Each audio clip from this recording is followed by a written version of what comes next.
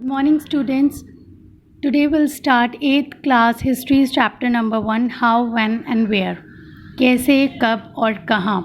In this chapter we'll read about the history कि उनमें dates क्या क्या होती हैं, कौन कौन सी dates हमें याद रखनी है, हमारा जो टाइम ऑफ पीरियड है उसको कैसे पीरियोडाइज़ किया गया, ब्रिटिश की कॉलोनी को कैसे बनाया गया, उनका एडमिनिस्ट्रेशन कैसा हुआ करता था, उन्होंने जो जो सर्वे किए वो क्यों करे और क्या क्या उन्होंने सर्वेज़ किए, और जो उनके ऑफिशियल रिकॉर्ड्स हैं वो कहाँ पे रखे जाते थे, क्यों वो इम्पॉर्टेंट है और उनमें क्या क्या बताया गया है और क्या क्या नहीं बताया गया है.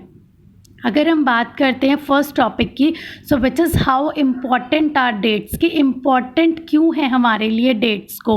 डेट्स हमारे लिए इसीलिए भी इम्पॉर्टेंट है कि अगर हम एक एग्ज़ाम्पल लें कि अगर हम किसी ट्रेन में ट्रैवल कर रहे हैं और तभी हमारे दिमाग में ये चीज़ आ सकती है या कभी आती भी होगी कि पहली बार ट्रेन कब चली होगी, किसने इसको बनाया होगा, कब इसको बनाया गया होगा. तो इन्हीं सब क्वेश्चंस का आंसर है कि हमें डेट्स का पता होना बहुत ज़्यादा ज़रूरी है. सो इस टॉपिक का जो पहला पॉइंट है, history is synonymous with dates.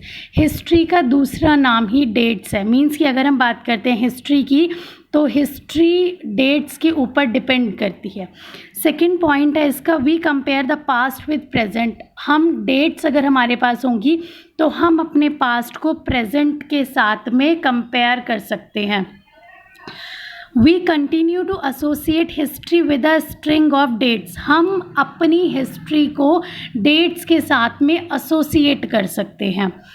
Second topic is which date, कि हमें कौन सी डेट्स याद रखनी ज़रूरी हैं. फर्स्ट पॉइंट है selection of date depends on the story of past. Dates का जो सिलेक्शन है वो हमेशा पास्ट की स्टोरीज़ को देख के बनाया जाता है, लिखा जाता है.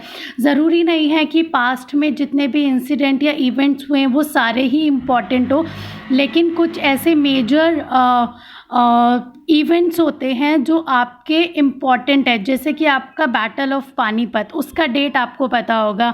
अगर हम बात करें कि ब्रिटेन से जो ब्रिटिश ईस्ट इंडिया कंपनी आई है वो कब आई है, क्योंकि इनके आने के बाद में जो ड्रास्टिक चेंज है हमारे इंडिया के अंदर वो आए हैं. इसीलिए उन डेट्स को याद रखना बहुत ज़्यादा इम्पॉर्टेंट है जो कि इवेंट ने ड्रास्टिक चेंजेस लाए हों हमारी सोसाइटी में. After this topic there is how do we periodise. हम इसको कैसे पीरियोडाइज करते हैं. अच्छा, जब हम इंडियन हिस्टोरियंस की बात करते हैं तो इंडियन हिस्टोरियंस ने इंडियन हिस्ट्री को 3 पार्ट्स में डिवाइड करा है. वो पार्ट्स कौन कौन से हैं. First part is ancient history, the second part is medieval history and the third part is modern history. But according to the James Mill आपके एक ब्रिटिश हिस्टोरियन थे. अकॉर्डिंग टू हिम हिस्ट्री को उन्होंने भी 3 पार्ट्स में divide किया गया है, लेकिन उन्होंने इंडियंस के अकॉर्डिंग नहीं, उन्होंने अपने अकॉर्डिंग किया गया है, जिसमें कि उन्होंने बोला है कि जो इंडियन हिस्ट्री है वो 3 पार्ट्स में डिवाइड है, हिंदू, मुस्लिम और आपका ब्रिटिश में. हिंदू पीरियड उन्होंने उस टाइम को बोला है जब आपका ये टाइम हुआ करता था इंडस सिविलाइजेशन का, और आपके जितने भी ऋग्वेद, सामवेद और आपका ये वाला जो टाइम था जब अर्ली मेंस थे, उस टाइम को इन्होंने बोला है हिंदू पीरियड. मुस्लिम पीरियड इन्होंने बोला है जब आपका टाइम शुरू होता है बाबर का, जो अफ़गानिस्तान से या मिडिल ईस्ट से लोग आए थे, उनका जब इंडिया में इंटरफेरेंस स्टार्ट हुआ तब वो उन्होंने टाइम ऑफ पीरियड दिया, इसको मुस्लिम पीरियड बोला. और ब्रिटिश पीरियड इन्होंने बोला है आपका जब ब्रिटेन ने इंडिया पे रूल करना स्टार्ट करा, और तब ब्रिटेन की जितनी भी कंपनीज़ हैं वो इंडिया में आकर एस्टेब्लिश हुई.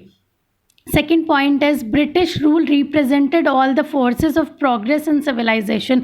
और इन्होंने बोला है कि जब से ब्रिटेन का रूल आया इंडिया में तभी से ही प्रोग्रेस स्टार्ट हुआ इंडिया में, और तभी से जो सिविलाइजेशन है वो अपने एक बेटर स्टेट पर आई. मतलब इससे पहले हम कुछ भी नहीं थे अकॉर्डिंग टू हिम, और जब से ब्रिटेन का रूल आया इंडिया में तब से हम सिविलाइज्ड हो गए.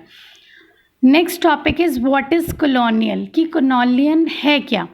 तो first point is colonial refers to the British rule. ये जो कॉलोनियल वर्ड है ये आपका कॉलोनीज से रिलेट करता है और इसमें खाली ब्रिटेन का ही रूल चलता था और किसी का भी कोई रूल नहीं चलता था।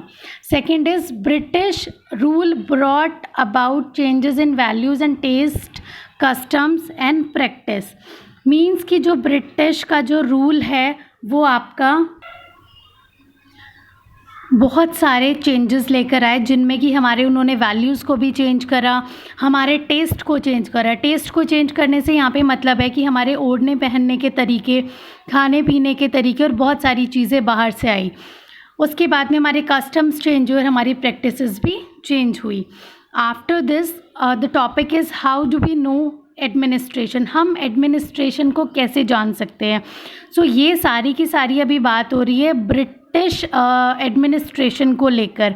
तो यहाँ पर जो पहला रिकॉर्ड है वो क्या है, one important source is the official record of the British administration. British administration को जानने का सबसे पहला सोर्स है हमारे पास उनके रिकॉर्ड्स का। वो लोग जो अपने रिकॉर्ड्स हैं उनको हमेशा डॉक्यूमेंट्स में और लेटर में करके प्रिजर्व्ड रखते थे ऑलवेज।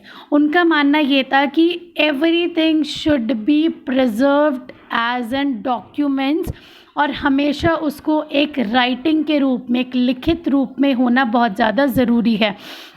और इन सबको प्रिजर्व करने के लिए उन्होंने क्या क्या चीज़ें बनाई थी, आर्काइव्स, म्यूज़ियम्स उन्होंने बनाए इन सब रिकॉर्ड्स को रखने के लिए। आर्काइव्स आपके बोलते हैं जिनमें ये सारी लेटर्स, डॉक्यूमेंट्स, नोट्स, रिपोर्ट्स, ये सारी की सारी चीज़ें रखी जाती हैं।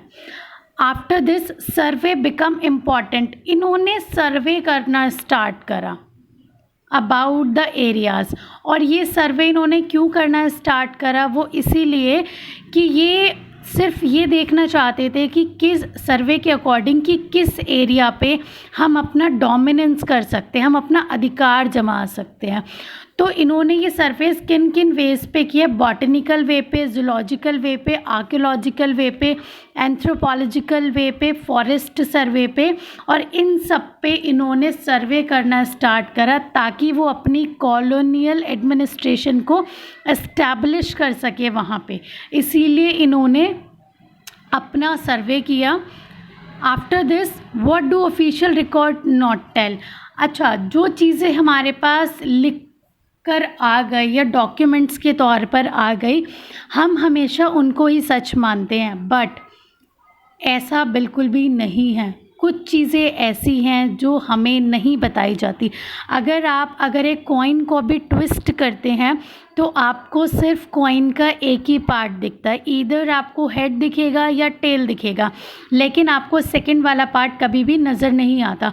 तो इन रिकॉर्ड्स में भी सेम आपका ऐसा ही होता है कि जो ऑफिशियल रिकॉर्ड है वो कभी भी सच्चाई को नहीं बताते, वो हमेशा इवेंट के खाली वन एस्पेक्ट को ही शो करते हैं, ना कि वो दोनों एस्पेक्ट्स को शो करते हैं। इन ऑफिशियल रिकॉर्ड्स में कभी भी इंडिया के लोगों के बारे में, उनकी नीड्स के बारे में, उनके खुद के बारे में नहीं बताया गया है।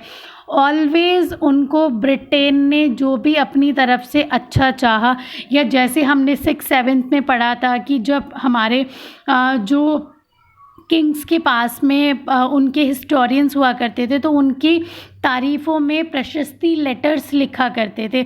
तो अकॉर्डिंग टू ब्रिटेन, ये भी इनके जो रिकॉर्ड्स थे वो एज एन प्रशस्तिज मान सकते हो, क्योंकि उनमें ब्रिटेन को ही या ब्रिटिश रूल को ही एक बहुत ज़्यादा बड़ा और बढ़िया दिखाया गया है।